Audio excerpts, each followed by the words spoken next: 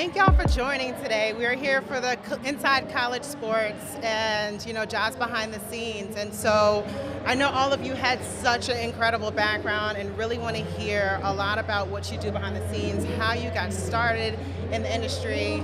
And I guess I should start by just introducing myself. I'm Tiffany Adu. I am a former collegiate athlete. I played 4 years at Tulane University, and I'm currently in sports philanthropy and ESPN Plus analyst. But Dorothy, tell me a little bit about your experience in getting into this space. Well, as you guys know, I mentioned I did play college basketball, but obviously it started off in high school. I was a pretty talented player, and I had great mentors, great coaches to kind of help me along the way that told me, hey, you may be able to do this at the collegiate level. And I'm 5 foot nothing, right? And I'm thinking, okay, maybe I could, but just through the hard work and dedication I put in through high school, I was able to earn a scholarship to Ole Miss. So I played my 4 years there, connected with some amazing people during my time there. And for me, being a point guard, being somebody that my coaches really relied on, I feel like I'm a person that still works extremely hard and was really dedicated to my craft. So I was really fortunate that my senior year, we did have an opportunity to go to postseason play in the WNIT.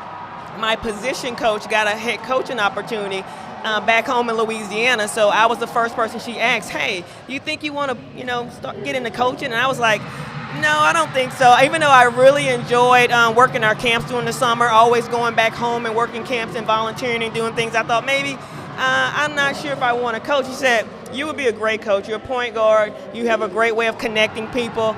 Your teammates really respect you because of your hard work. So I took those things that she told me, and I said, you know what, Coach, absolutely. I'll go back home with you and help you rebuild this program at McNeese State. So that's kind of how I got into college coaching, and I'm still 21 years later still doing it. So I'm very fortunate for Coach Sinsley, who's my mentor, who kind of gave me that first opportunity. I'm passionate about it, fell in love with it, and I know this is exactly what God would have me do. I love what I do. The thing for me is I get a chance to really impact the lives of young people. I can mentor them. Obviously, we spend a lot of time on the basketball court, but we spend a ton of time off the court. So I get a chance to really get to know them and allow them to get to know me as well. Get a chance to figure out, what makes them tick, their interests outside of basketball, which I think is extremely important this day and age for sure, but it's always been something that's been important to me. I want to be able to connect to my players. I want to be able to spend additional time with them so they get to know, again, who I am and what I can do to help them achieve their goals. So just behind the scenes, hanging out with my players, getting to know them, getting to know their families, so I can do everything that I can possibly to help them achieve their goals while they're here at this university, and obviously once they graduate too, being a part of their lives even after basketball. I would say my biggest advice to athletes, especially ones that want to get in the profession, is that you're always on the interview. You're always on the interview.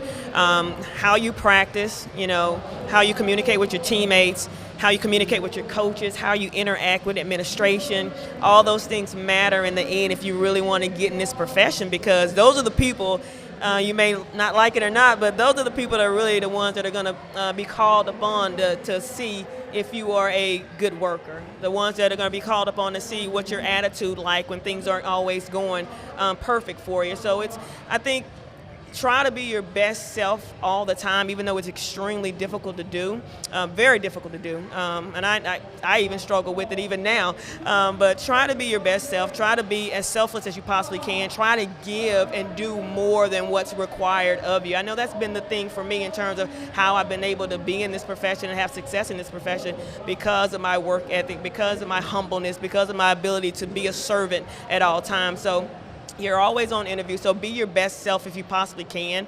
And then the thing that I probably learned from them is that,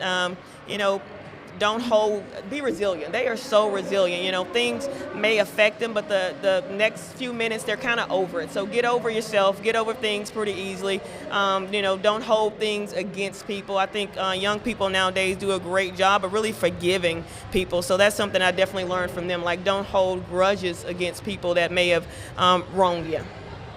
I appreciate y'all. It made me think. I have to give a shout out to my coach at Tulane, Lisa Stockton. It's her birthday today. But yes, happy birthday to her. One of the things that she said this season was that confidence happens when good things happen to people. So I just want to encourage all of you in this room and anyone who's listening, or a mentor, coach, whoever, just allow young people who are student athletes to have good things happen to them. and position them in that way so they can build the confidence to be great at whatever it is. So.